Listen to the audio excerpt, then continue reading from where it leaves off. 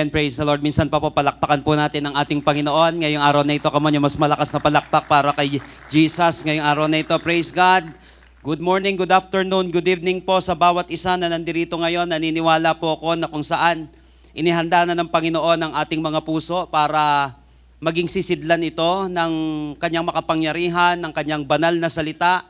And I believe that today tayo po ay magsasalo-salo sa makapangyarihan na salita ng ating Panginoon. The Bible said na hindi lamang sa tinapay nabubuhay ang tao, kundi sa bawat salita na namumutawi sa bibig ng ating Panginoon. So dalangin ko nga po mga kapatid na ngayong buwan na ito, na sa ating seeking mode, na sa ating pagtutono ng ating mga puso, please lang sana makaranas ka ng gutom sa physical mo na katawan at sana makaranas ka rin naman ng pagkabusog dun sa spiritual life mo. So napaka-importante na kung saan we beat our flesh.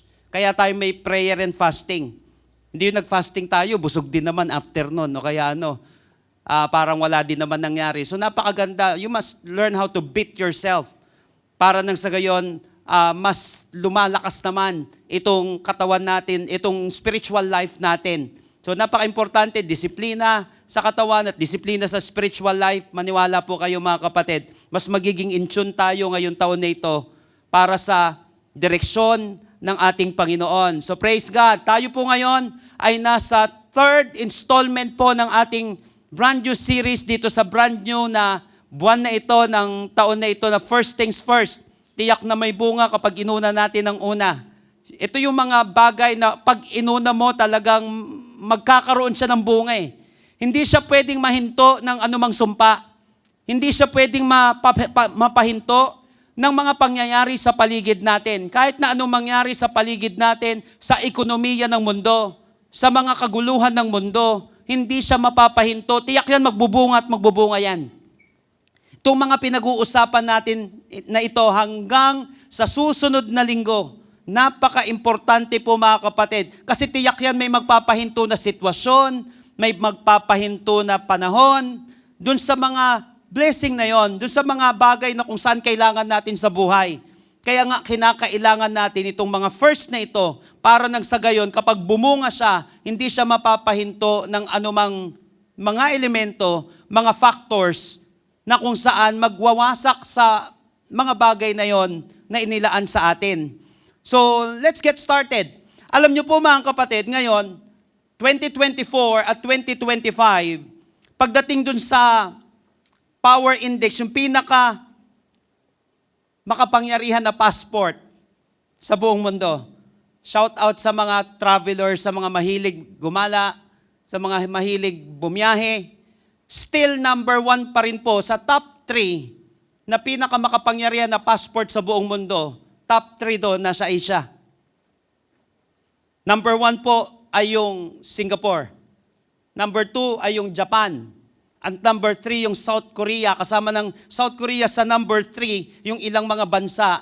Pagdating sa karamihan na bansa nasa Europe sa top 3. So yung top 1 na iyon na Singapore, ibig sabihin nag-i-enjoy yung kanilang mga citizens na kung saan nakakapunta sila sa mga bansa na kung saan hindi na nila kinakailangan pa ng visa or visa-free na tinatawag natin. So, iba kapag first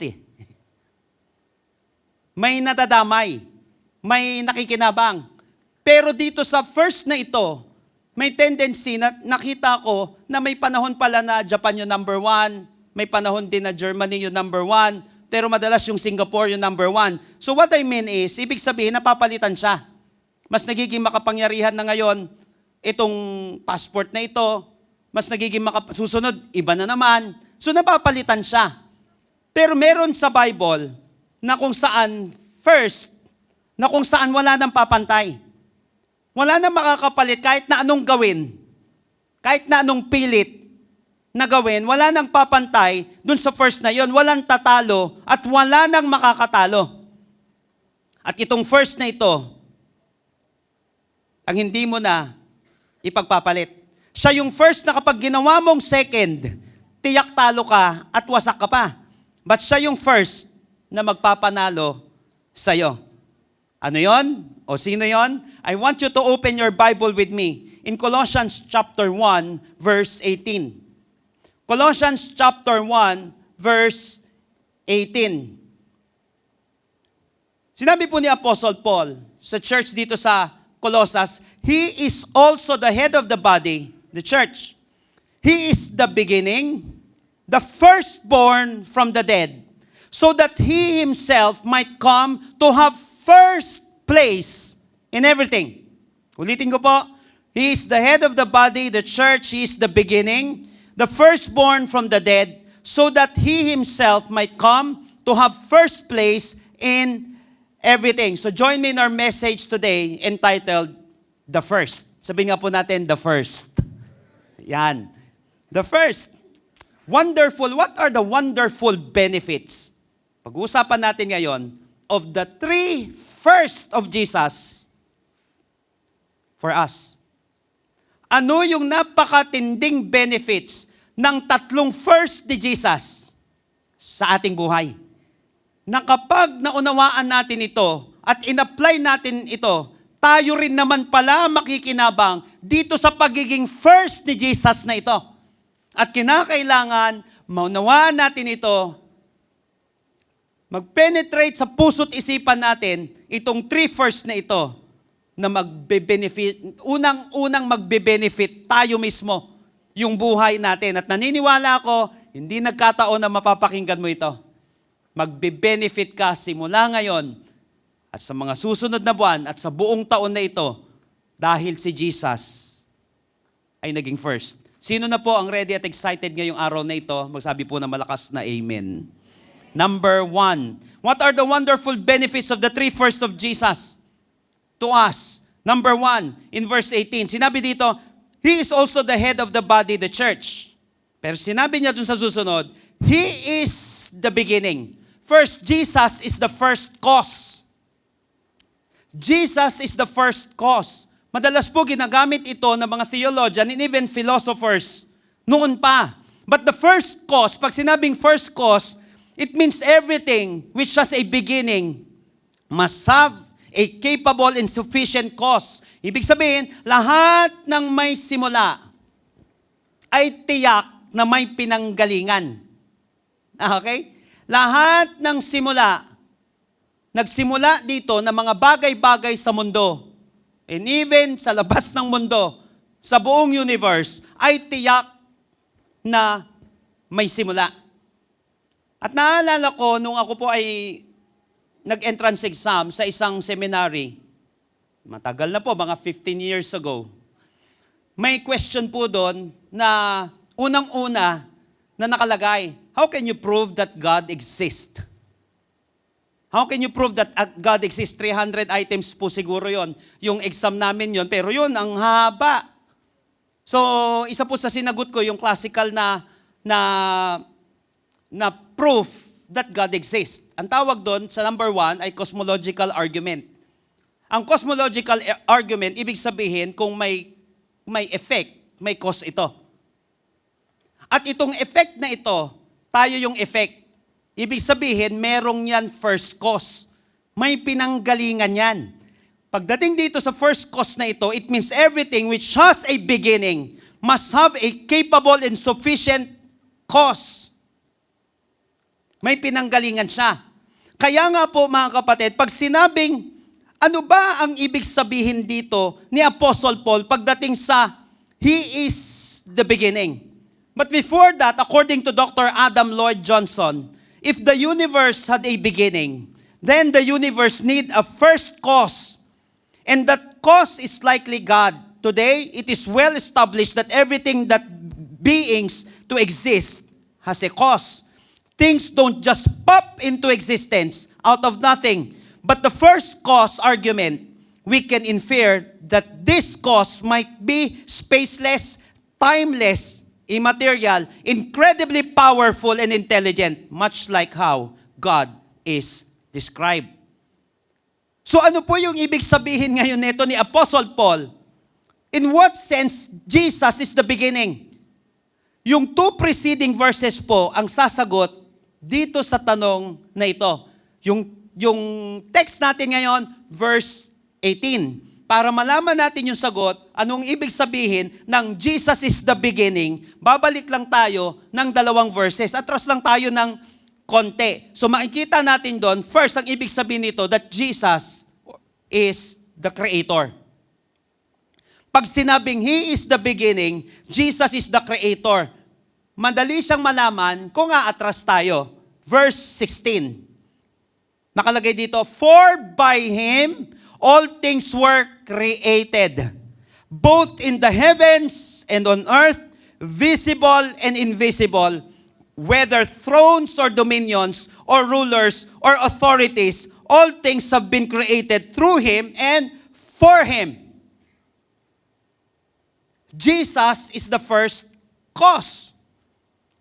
Even Apostle John says the same thing in John chapter 1, verse 3. Actually, mapapansin natin, di ba, John 1:1, in the beginning was the Word, and the Word was God, and the Word was God.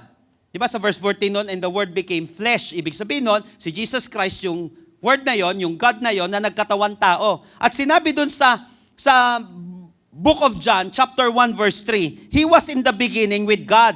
All things came into being through Him. And without Him, nothing came into being that has come into being. Kapag wala si Jesus Christ, wala yung mga nag-i-exist ngayon. So malinaw that Jesus is what we call the co-creator. Kaya nga napaka-importante ng doctrine of Trinity. Na yon. Sa Genesis chapter 1 pa lang, mapapansin na natin yung power ng Trinity. Hindi tayo naniniwala na maraming Diyos. We believe that there is only one God, na kung saan may three distinct person. In the beginning, God created the heavens and the earth was formless and empty. And the Spirit of God was hovering the surface of the deep. So mapapansin natin, may Father, may Holy Spirit, and God said, let there be, my Word. At dun sa Word na God na yon, ang ibig sabihin nun, mga kapatid, isa, pero marami. Yung Hebrew word na ginamit doon ay singular, hindi naman gods. Pero pag tinignan natin, it also speaks na marami. Isa pero marami. Pwede bang mangyari yon? Yes. Sabi ko nga, may mga bagay nga na mukhang imposibleng nagagawa ang tao, Diyos pa, hindi niya kayang gawin yon. Napaka-importante po na maunawaan natin that Jesus is the Creator. Sinabi pa lang, ang linaw-linaw sa Bible, that without Him, nothing exists. So Jesus existed with God before anything was created. And He was with God at the beginning of creation. He was with God as the first cause of the creation. That in the sense in which He was the beginning. Jesus even introduces Himself as the first cause in Revelation chapter 2, verse 13. Nakalagay po dito, I am the Alpha and the Omega, the first and the last, the beginning and the end. So Jesus was there at the beginning. He created matter and energy and the universe, putting into motion all of the seasons, the revolution of the earth, and the flowing of rivers, and the giving life to all that exists. That's why GotQuestions.org said, without the first cause, nothing else can exist. So Jesus is the beginning. Anong implication nito sa atin? Ano ngayon itong sinabi natin, di ba? May wonderful benefits ng pagiging first, yung three first ng ating Panginoong Sokristo. Itong una pa lang that Jesus is the first cause. He is the Creator. What is the implication para sa atin nito? Siya pala yung Creator. Kaya kung meron mang nasira sa'yo, ang solusyon ay yung gumawa sa'yo. Kung meron man nasira sa atin, ang solusyon yung gumawa sa atin. Titignan na lang natin, na-create nga ni Lord yung mundo. Na-create na nga yung mga bagay-bagay sa mundong ito. Hindi pa kaya ako magawa ng ating Panginoon? Nagawa niya nga ng napakaganda yung mga bagay-bagay. Ako pa. Hindi niya kayang ayusin. Kaya kung meron man nasira sa ating buhay, maniwala ka, kaya kang ayusin ng ating Panginoon. Kung meron man nawasak sa ating buhay, Kaya tayong ayusin ng ating Panginoon because He is the Creator. Second, yung first cause na ito, di ba sinabi natin verse 16 yon? Ipapaliwanag din niya yung He is the beginning dito. Second, that He is in control. Verse 17 naman. Basahin po natin. He Himself existed and is... Basahin ko po sa Amplified Version And He Himself existed and is before all things, and in Him all things hold together. So pinapaliwanag ni Amplified ng medyo simple kung anong ibig sabihin nung huling salita. Kaya may mga bracket-bracket siya. He is the controlling, cohesive force of the universe. So Jesus is in control. Sabi nga po natin, He is in control. Pag sinabing He is the first cause, He is the creator. Second, He is in control. Now, ano naman ang implication nito kapag si Jesus ay in control? Before ko po sagutin yan, kaninang umaga o kahapon ba nun, I've read na may 6 planets daw po that will align in the sky this January. Buong buwan ng January, 6 na planeta ang naka-align na makikita natin dito sa mundo, dito sa Earth. Okay? Yung mga planetang yun, nandoon yung Mars, nandoon yung Jupiter, nandoon yung Venus, Uranus, 6 po na planeta na kung saan nakalinya siya, naka-align. Ibig sabihin, hindi sabog-sabog. Kung wala si Jesus, who is in control, konting pagkakamali lang, sabog-sabog na tayo dito. Sino dati dito yung buhay mo sabog-sabog? O di ba ang hirap? Ano ka, adik? Sabog. Walang direksyon sa buhay, ang gulo ng isip, ang gulo ng buhay, wasak-wasak yung buhay. Ganun din sa mundo kapag wala itong first cause na ito. Ang gulo natin. Magkakasira-sira ang mundo. Kaya nga po, napaka-importante nito. Remember that the same God who is in control over your situation is also the same God who is in control over the earth. And the same God who is in control over the universe is also the same God who is control over your situation, over your life. Yung Diyos na ito na in control sa universe, na control na nga yung universe yung buhay mo pa. Kaya kapag may nangyayari sa ating buhay na uncontrollable, tama, it is beyond my control, but God's still in control. Why titingin ka lang sa mundo? Maayos ang ikot. Maayos ang placement ng mga planeta. In control nga si Lord dyan eh. Si Lord hindi pa niya makontrol yung sitwasyon natin. Tama, hindi mo makokontrol yung sitwasyon mo. May mga bagay na hindi natin makokontrol sa ekonomiya, sa mga bagay-bagay, sa mga nangyayari sa ating buhay. But kapag nangyayari yan, na out of control ka, na hindi mo na kaya, always remember that Jesus is the first cause. He is not just the creator, He is also in control of your situation. Kaya hindi ka niya pababayaan, hindi ka iiwan ng ating Panginoon. Buti na lang, first si Jesus at first cause siya sa buhay natin. Amen po ba? Come on, praise God! What are the wonderful benefits of the 3 firsts of Jesus? First, Jesus is the first cause. Yung sinabi ditong He is the beginning. It means He is the creator and He is in control. Kapag hindi ko na kaya ang isang sitwasyon, isipin ko na lang lagi, the same God who is in control over the universe, over the earth, is also the same God who is in control over my life and over my situation. He is in control. Second, sabi dito sa verse 18, He is also the head of the church, He's the beginning, sinabi dito, the firstborn from the dead. Second, wonderful benefits ng pagiging first ng ating Panginoong Kristo sa ating buhay. Second, Jesus is the firstborn. Sabi nga po natin, firstborn. Now, pag sinabing firstborn, sinakalagay naman dito malinaw siya, firstborn from the dead. First, it means that He is our forerunner. Parang si John the Baptist. He prepares the way of the Lord.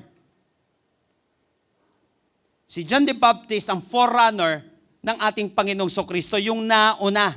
Bakit nauna? He prepares the way of the Lord. Napaka-importanting part ni John the Baptist para nang sa gayon, maka-entra makapasok ang Panginoong Sukristo ng maayos. Why? Mabigat na figure si John the Baptist sa kanila dati. Kilalang propeta at ginagalang na propeta ito. Ngayon, kapag nagsalita siya, nung sinabi niya, Mambira, pakinggan nyo to. Kahit ako hindi pwedeng pumantay dito. So mabigat yun. Yung tinitingala ng mga tao, tinitingala rin ng tinitingala nila, mabigat yun. Kaya napaka-importanting part ni John the Baptist sa ministry ng ating Panginoong Sukristo. Pagdating sa ating Panginoong Sukristo naman, He is the firstborn, sabi dito. Firstborn from the dead. It means that He is our forerunner. So Paul calls Jesus the firstborn of all creation. Aatras tayo sa verse 15. He is the image of the invisible God, the firstborn of all creation.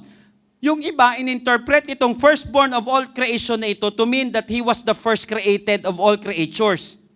Ibig sabihin nila dito, si Jesus daw ang unang nilikha. However, hindi natin kailangan ng interpretation at opinion ng iba patungkol dito. Hindi created si Jesus Christ. Malinaw naman dito that He is the firstborn. Hindi siya first created being. Katulad ng sinasabi ng ibang religion alam niyo po yon, para masabi lang na si Jesus Christ ay hindi Diyos.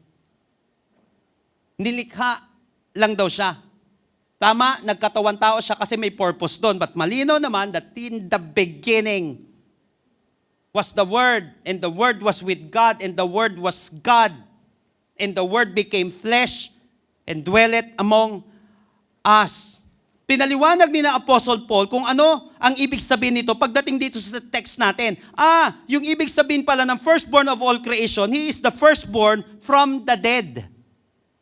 Pag sinabing firstborn from the dead, dito sa text natin, Paul did not say that Jesus was the first person to be raised from the dead. Ulitin ko pa, tignan niyo po. Walang sinabi dito si Apostle Paul na si Jesus ang first person na kung saan nabuhay ulit mula sa mga namatay. Bakit? Hindi po ganon. Maraming mga nauna kay Jesus Christ na nabuhay nung namatay. Dito sa mundo. Nakuha po natin yon. So hindi yun yung ibig sabihin dito ni Apostle Paul. He's saying that Jesus is the most important of all who have been raised from the dead. Sabi nga po natin, important. Pag sinabing He is the firstborn from the dead, siya yung pinaka-importante na nabuhay ulit mula sa kamatayan. Ibig sabihin, si Jesus ang pinaka-importanteng nabuhay na muli. Kasi ang nangyari sa Kanya, kaya forerunner ay mangyayari din sa atin. Dito na ngayon pumapasok itong doctrine na ito ng firstborn. Yung nangyari kay Jesus Christ na pagbangon, na pagkabuhay na uli, na maguli, ay mangyayari din sa mga tagasunod niya. 1 Corinthians chapter 15, verses 20 hanggang 23. Kaya hindi mo panghihinayangan na nag-follow ka kay Jesus. Marami kang fina-follow ngayon. Yung iba pasasalamatan mo, pero yung iba yung iba hindi. Magre-regret ka. Pero itong si Jesus, hindi mo panghihinayangan na sumunod ka sa Kanya. Verse 20. But in fact, Christ has been raised from the dead. He is the first of a great harvest of all who have died. 21. So you see, just as death came into the world through a man, now the resurrection from the dead has begun through another man. Just as everyone dies, because we all belong to Adam, everyone who belongs to Christ will be given new life. Pero tignan niyo po yung order sa verse 23. But there is an order to this resurrection. Importante itong order na ito. Christ was raised as the first of the harvest, firstborn.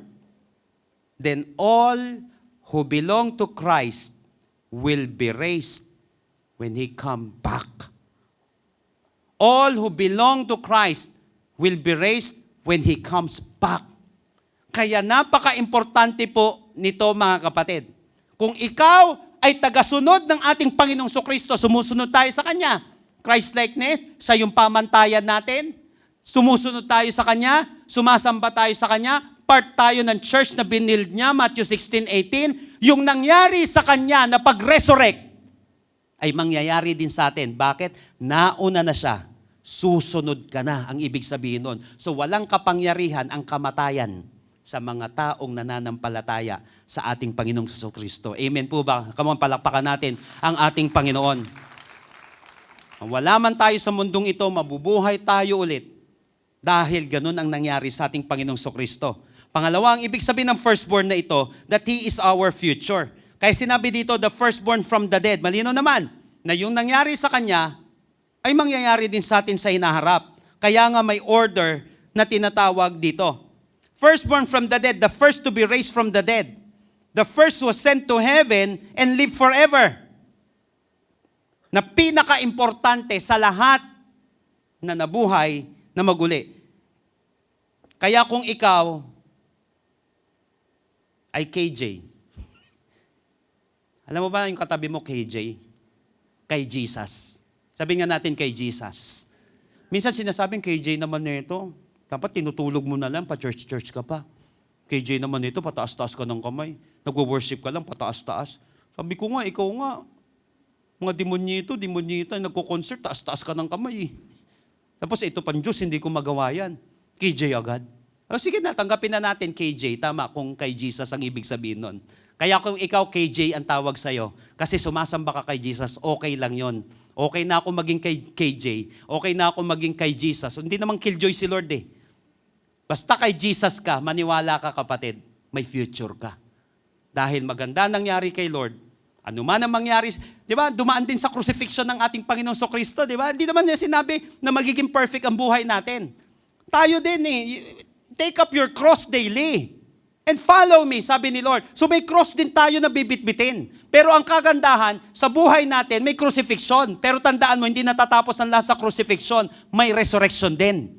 Kaya kung ang Panginoong Jesucristo, siya ay na-crucify, tayo rin mga kapatid, dito sa mundong ito, may pagsubok tayong pagdadaanan, maniwala ka, may maganda kang future. Dahil si Jesus, mga kapatid, napakaganda na nangyari sa Kanya, nag-resurrect siya, nag-ascend ang ating Panginoon, naghari ang Panginoon, kapatid, maniwala ka, susunod ka na dun sa tagumpay na nangyari sa ating Panginoon. Walang dapat ikatakot dahil may maganda kang future dahil sa ating Panginoong Jesucristo. Amen po ba? Hindi ka dapat matakot. Kasi may future tayong lahat sa Panginoon. Hindi pwedeng sabihin na mananampalataya ka, you don't have future. Don't believe that lie. Kapag ikaw ay mananampalataya, tagasunod ng Panginoong Jesucristo, kapag ikaw ay KJ, kay Jesus, tiyak na may patutunguhan ka at may kalalagyan ka. Kasi kung si Jesus ay namatay at muling nabuhay, ikaw man ay mawala sa mundong ito, ikaw ay muling mabubuhay din katulad ni Jesus. Kung si Jesus ay may kinalagyan na magandang lugar, tiyak na may kalalagyan ka rin na magandang lugar. Thank God, kasi si Jesus ang firstborn. Nauna na siyang mag-resurrect at nauna na siyang pumunta sa langit. Kaya lahat ng tagasunod niya ay may magandang bukas na naghihintay. Not just on earth, but hanggang eternity. So kapag sinabing firstborn, Jesus is the forerunner and He is our future. Kaya kapag kay Jesus ka, may maganda kang future.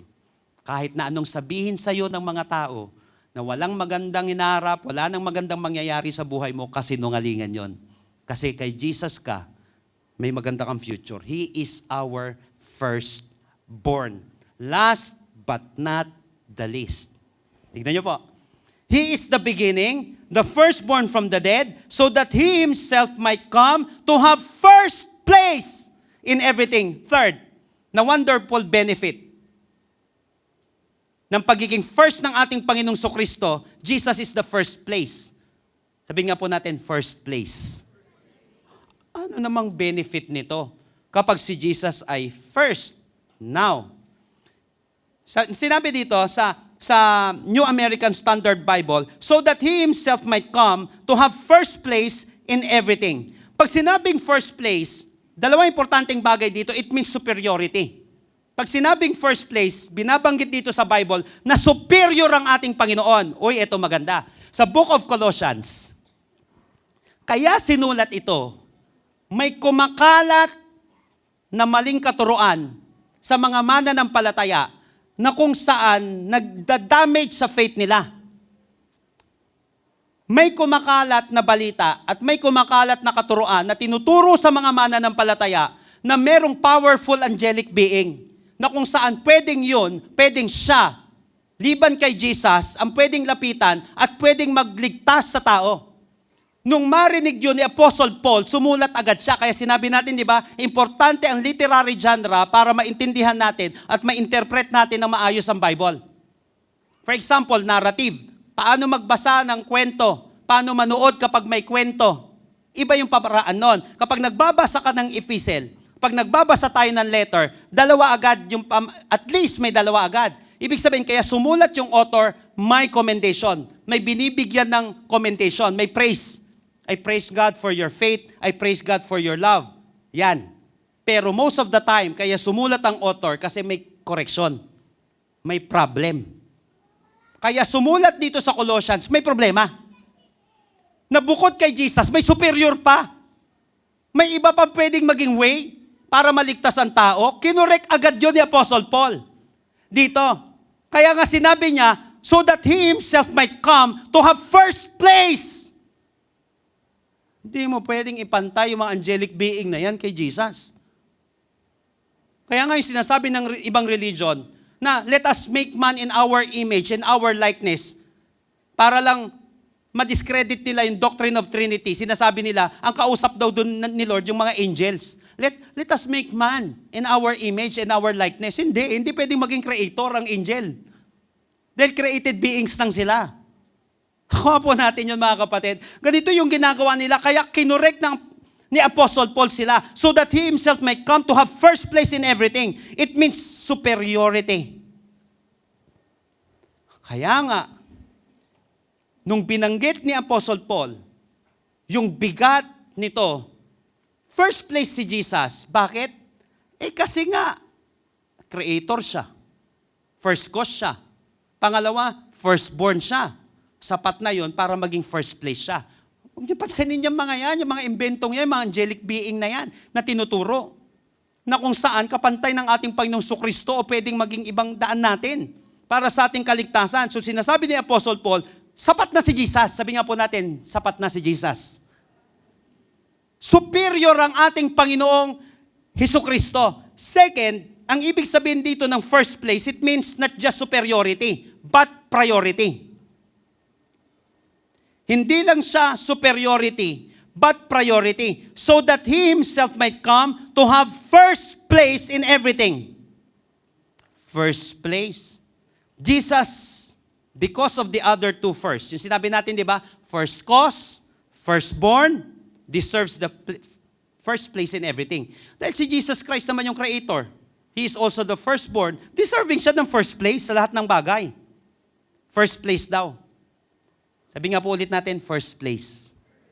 Hindi natin pwedeng i-second place ang ating Panginoong Kristo. Meron po tayong tinatawag ngayon na distraction culture. According to Brett McCracken, sa kanyang Wisdom Pyramid, distraction culture. Alam niyo po ba, in 2021, the average American spend 4 hours a day on their mobile devices. And 3.5 hours a day watching TV. Araw-araw yon. 3.5 hours a day sa TV.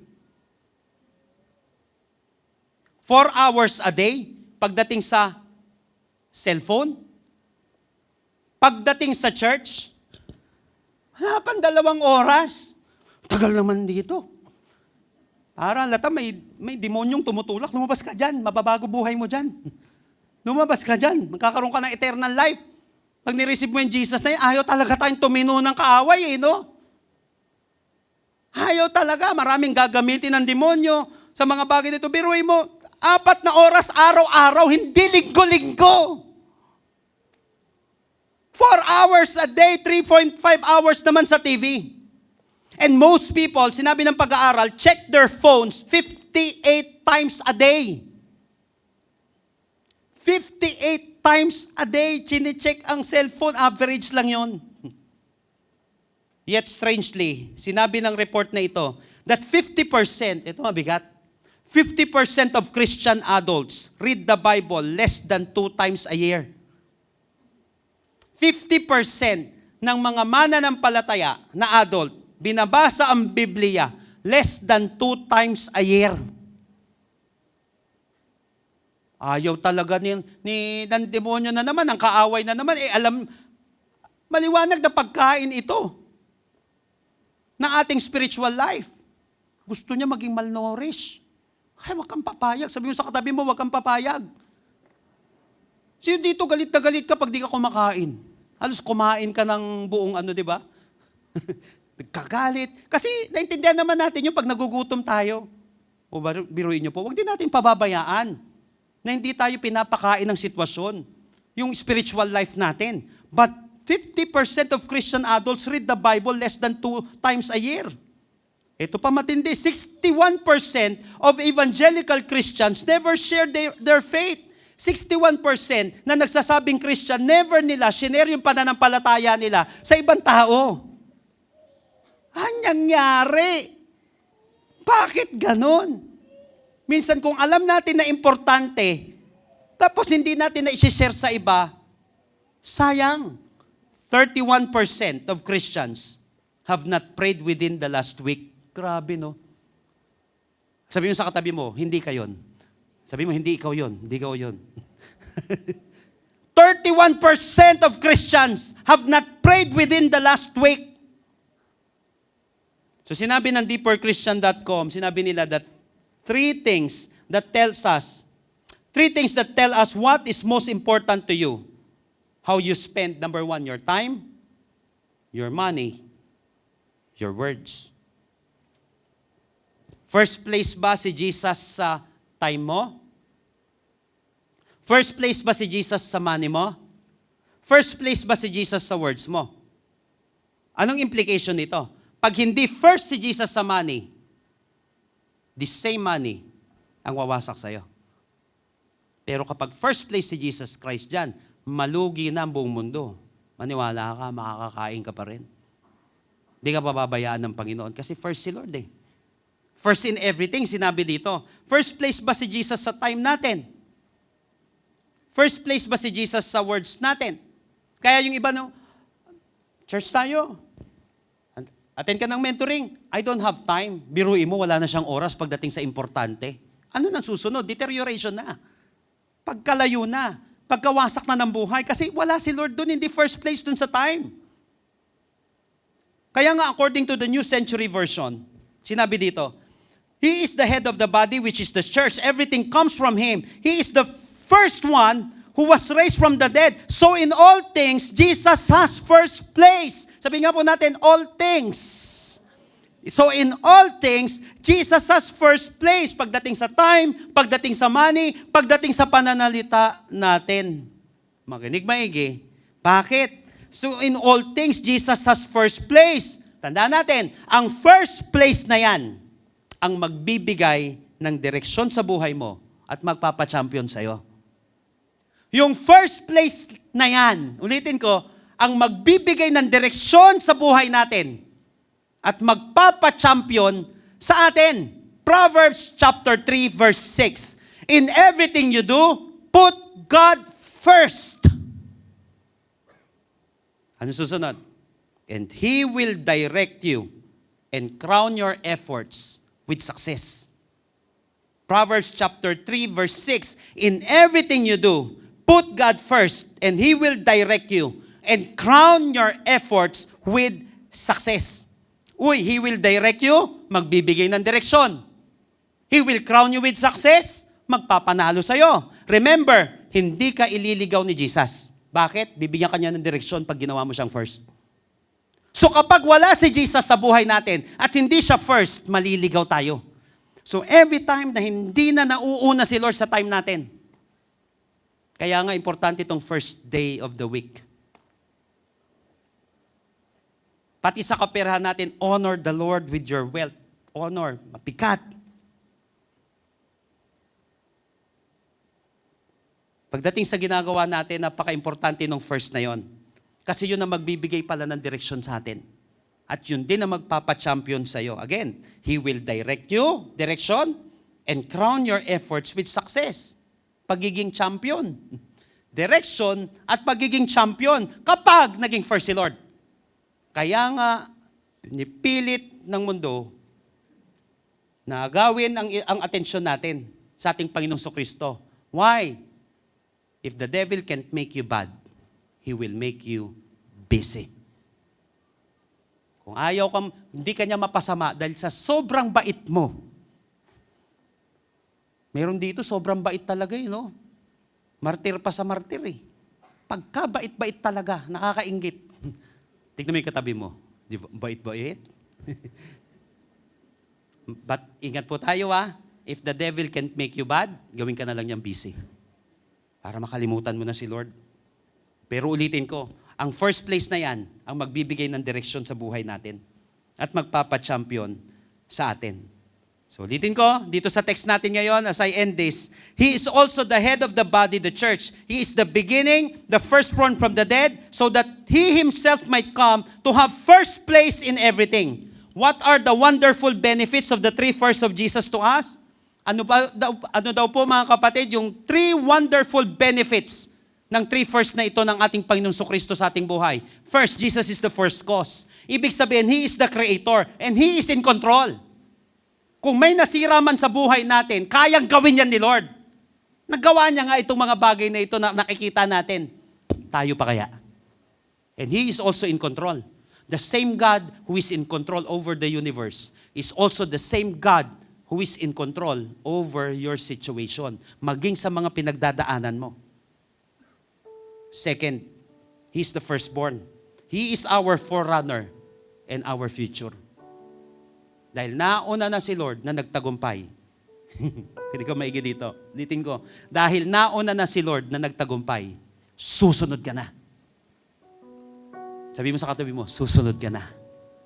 Susunod ka na magtatagumpay dahil nauna nang nagtagumpay ang ating Panginoon.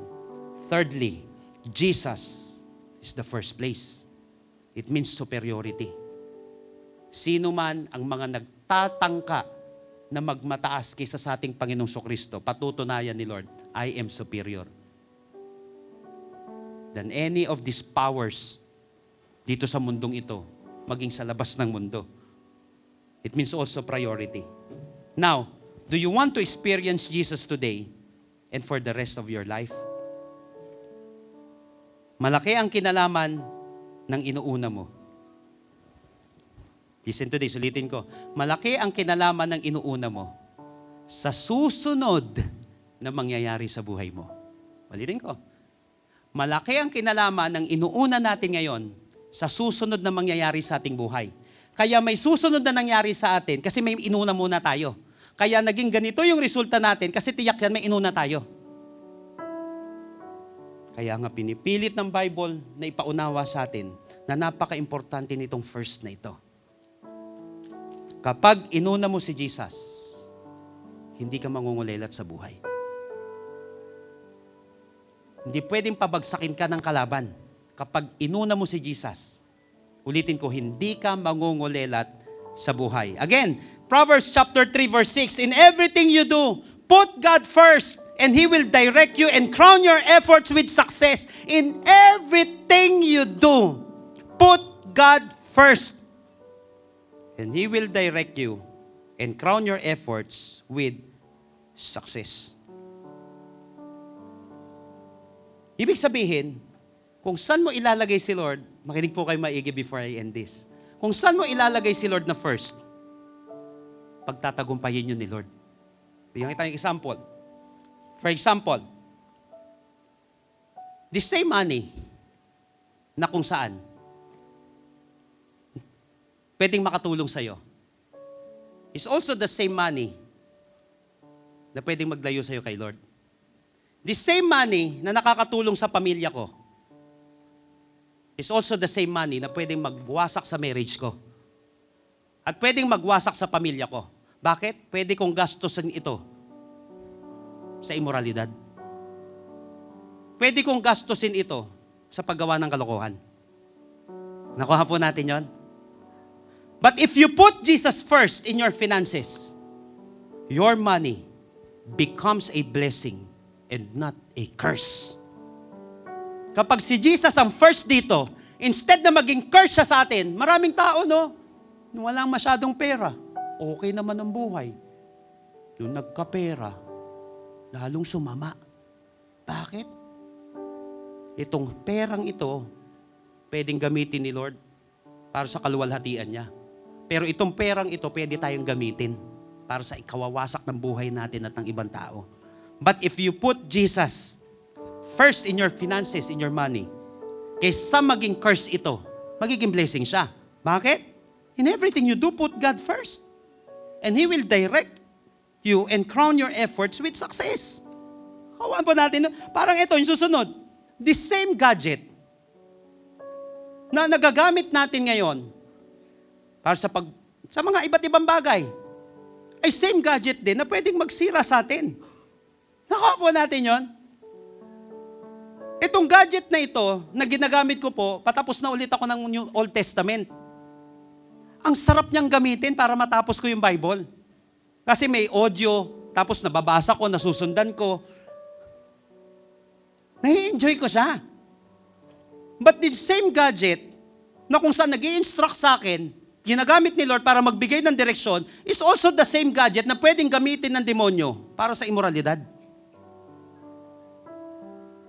Cellphone pa lang, ubos na ang kaperahan dahil sa online na gambling. Hindi mo na kinakailangan lumabas ng bahay para mabaon ka sa utang. Kaya natin? Hindi na kinakailangan lumabas ng isang tao, ng isang babae, ng isang lalaki. Hindi na kinakailangan lumabas ng mga anak natin para mahulog sila sa tukso at mawasak yung buhay nila.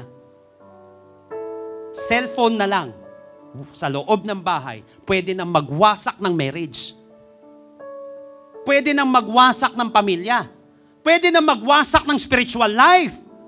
Now, if you put Jesus in your gadget, your cellphone can be used by God as a channel of direction and not a cause of destruction. Uy, in everything you do, put God first. And He will direct you and crown your efforts with success. In which matter you put the Lord first, He will bless. Ulitin ko, kung saan bagay mo uunahin si Lord, pagpapalain nyo ni Lord. Ano ang gusto mong pagpalain ni Lord? Gusto mong pagpalain ni Lord dito? Unahin mo dito si Lord. Gusto mong pagpalain ni Lord? Huwag maging curse ito, unahin mo dito si Lord. Instead na kung ano-ano agad ang panunuuri natin dito, pwede ba Word of God? Pwede ba Christian music ang unahin natin? Kung gusto natin na maging blessing ito at hindi curse. Sa anumang bagay. Salita natin, unahin mo pasalamatan si Lord. Pagtulog natin, unahin mo si Lord na pasalamatan. Kung saan bagay mo, uunahin si Lord, pagpapalain ni Lord yun. Unahin mo sa buhay mo si Lord, pagpapalain ka ni Lord, at hindi ka makikurse ng sino man. Amen po ba? Kasi si Lord ang first. At yung first na yan, may benefit yan, may wonderful benefit sa buhay natin. Praise the Lord. Praise God. Hallelujah. Tayo po lahat ay tumayo sa presence ng ating Panginoon. If you can stand. I want you to close your eyes right now. Saang area ng buhay mo gusto mong maproteksyonan ni Lord sa curse? Saang area ng buhay mo ang gusto mong i-bless ni Lord? Put God first. So ngayong araw na ito yung pinakamagandang opportunity natin para maproteksyonan tayo. Para magarantiya yung tagumpay natin. Para magarantiya na kung saan di tayo pababayaan ng Panginoon. He is in control over everything. He is in control.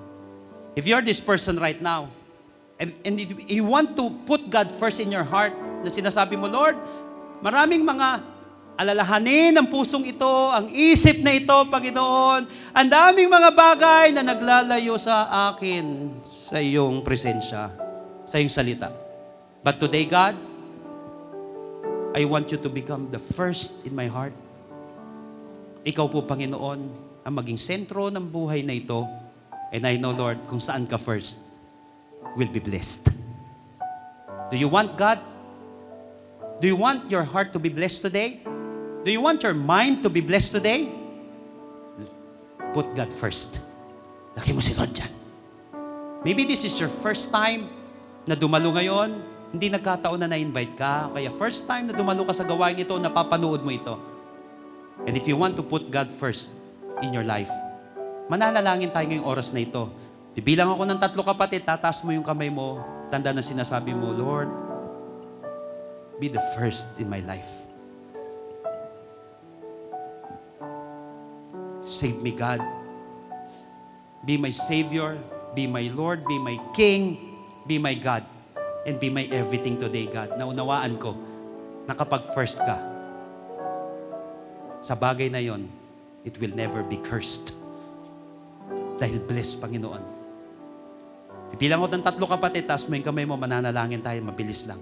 And I believe that after this, your life will never be the same again. Lift up your hands. 1, 2, 3. As our hands lifted high right now, make it a personal prayer, mananalangin tayo. Tatariin mong sariling panalangin ito na nagmumula sa puso mo. Maniwala ka. Mag-iiba buhay mo kapag si Jesus ang nasa sentro.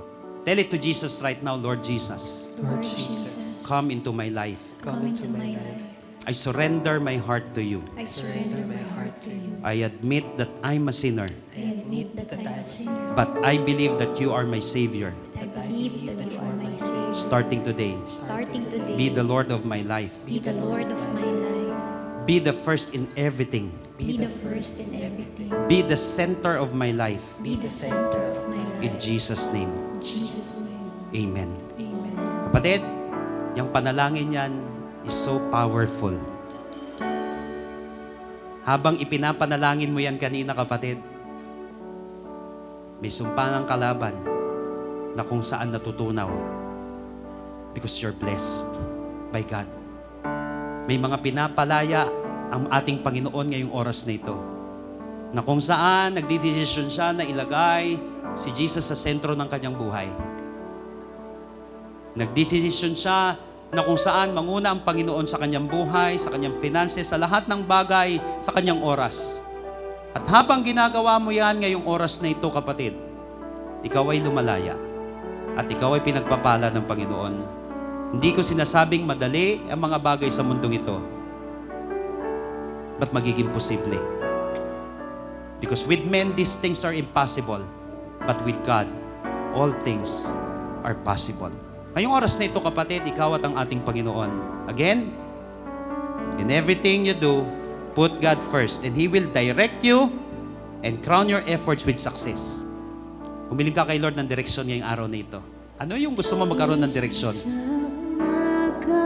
Ano yung gusto mong lagyan ni Lord ng crown, ng tagumpay ngayon? Yung crown na yon, patunay yun na ikaw ay pinagpala. Just talk to God right now. Just ask God, just pray. Alam naman ni Lord yung prayer request mo eh. Ba't gusto ng Panginoon nagmumula sa puso mo marinig sa'yo bilang anak niya na kung saan ikaw ay naglalambing sa Kanya, ikaw ay nagmamakaawa, ikaw ay taus-puso na lumalapit sa Kanya. Lord, bless this specific area in my life, in my situation, knowing that you are in control, that knowing that you are the Creator, and sino man dito, kapatid, may nasira sa buhay mo, He is your Creator. Nagawa nga ni Lord ng kalawakan, ikaw pa kaya na nagkaroon ng sira ang buhay?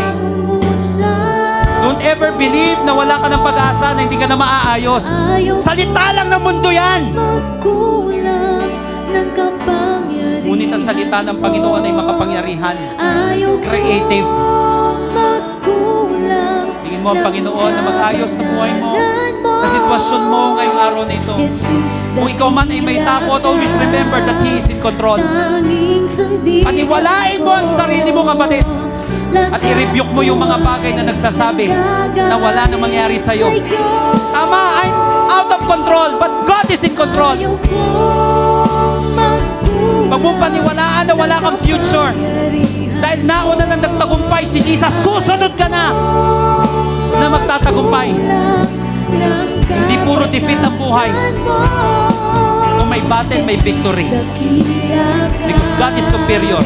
And He is the first sa iyong buhay. Come on, just worship God. Just talk to God right now. Just pray. Just ask God. Just believe. Just declare His Lordship over your life. Just declare His Lordship over your time. Just declare His Lordship over your body, over your mind, over your heart. Kung saan si Lord una, kung saan si Lord naghahari, maniwala ka, pinagpapala ni Lord yung bagay na yon. Pagarian mo si Kristo sa iyong puso, sa iyong isipan, sa iyong buhay, sa iyong tinig ngayong araw na ito. Let God bless you. Oh Jesus. Let God bless your words, your mind, your heart. Oh Lord. Jesus, dakila ka, tanging sandigan ko. Come on for the last time. Just declare it. Ayaw kong magkulang ng kapangyarihan mo. Ayaw kong magkulang ng kabanalan Jesus, dakila ka. Jesus, dakila ka, tanging sandigan ko. Lakas ko ay nanggagaling sa'yo. Jesus, dakila ka. Declare it right now. Jesus, dakila ka, tanging sandigan ko. Lakas ko ay nanggagaling sa'yo. For the last time, come on. Tell it to Jesus. Jesus, dakila ka, tanging sandigan ko. Lakas ko ay nanggagaling sa'yo. Salamat po, Panginoon. Buti na lang ikaw yung naging hari namin. Buti na lang ikaw ang pinaka-leader namin, Panginoon. Pwede kami magkaproblema as one body. Pwede kami magkaproblema as a believer. But thank God, because your word said, He is the head of the body, which is the church. Everything comes from Him. He is the first one who was raised from the dead.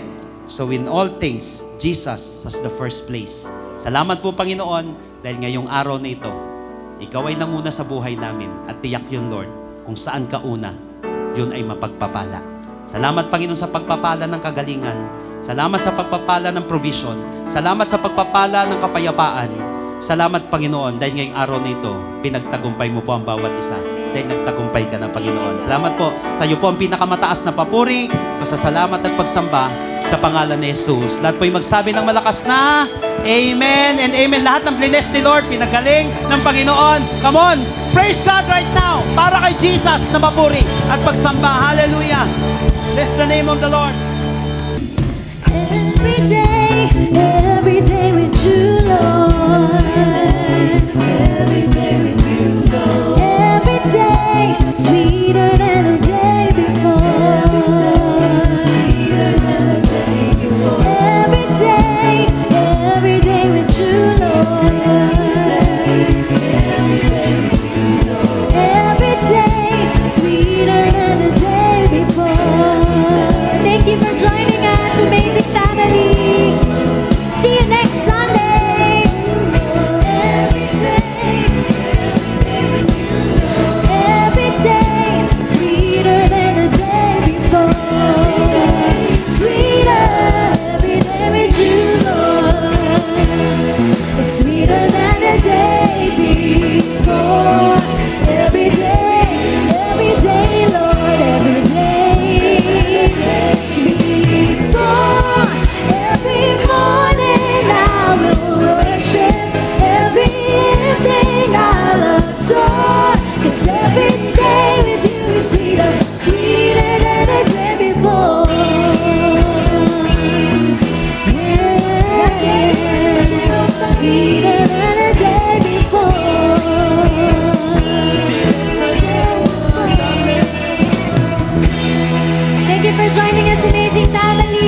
all the ministers. God bless you.